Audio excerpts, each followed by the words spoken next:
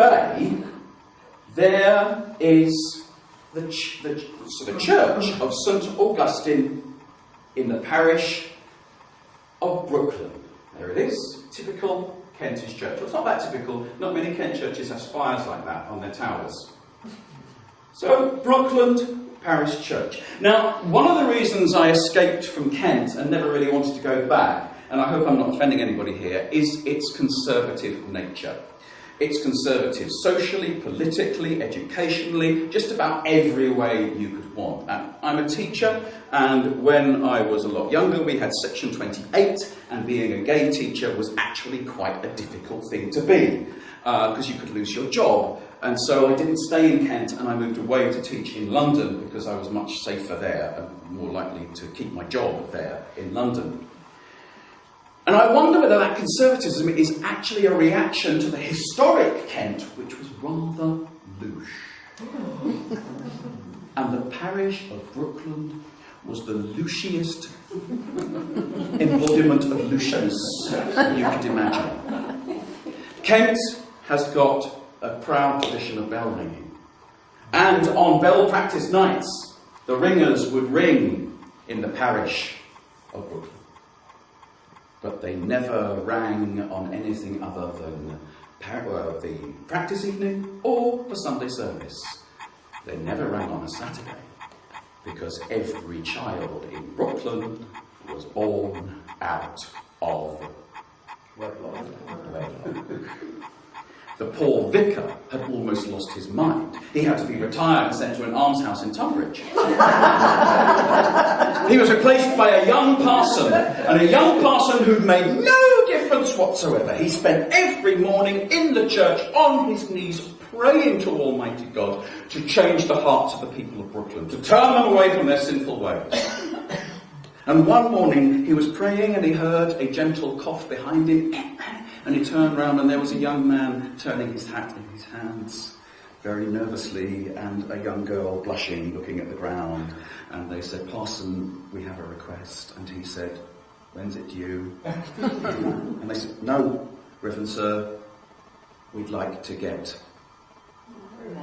married." Are you sure? We'd like to get married, Reverend Sir. And as he listened to them, he brushed the dust off his wig in amazement. And so the banns were read. Does anyone know any just cause or impediment why these two persons should not be joined in holy matrimony? If so, you are to declare it now. This is the first time of asking. He brushed the dust off.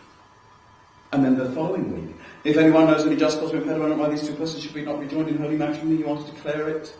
This is the second time of asking. And the following week, if anyone knows any just cause or impediment why these two persons should not be joined in holy matrimony, you are to declare it. This is the third time of asking, and a small piece of masonry fell next. And so it came for the wedding day, and the bell ringers got the chance to ring for a wedding. And they rang. And they rang. Now, I grew up in Harwich, as I've told you. I grew up in a village in Kent. Youth work was, you joined the choir, or you rang the bells, or you did both. And if you didn't know, what happens at a wedding is there's a spy hole from the tower down into the church. So that you have usually the youngest member of the bell ringing team in a really uncomfortable position looking down into the church, so that the moment the bride is standing next to the groom, the bells stop as if by magic. So, in Brooklyn, the bells were ringing. The little child was looking down the spy hole, looking down, waiting for the bride. The groom was standing nervously.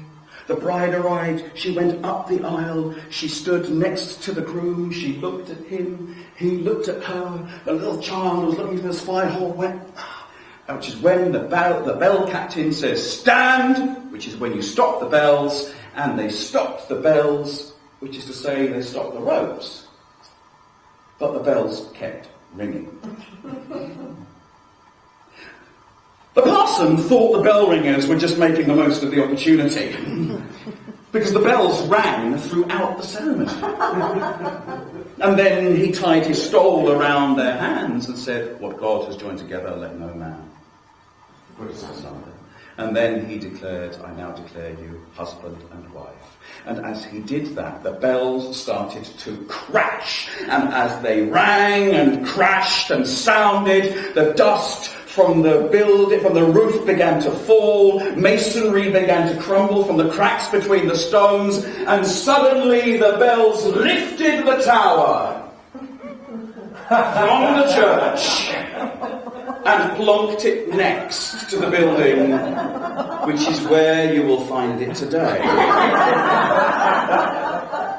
The only church in Kent with its tower next to the building, because the church was so shocked that anyone would want to get married in it.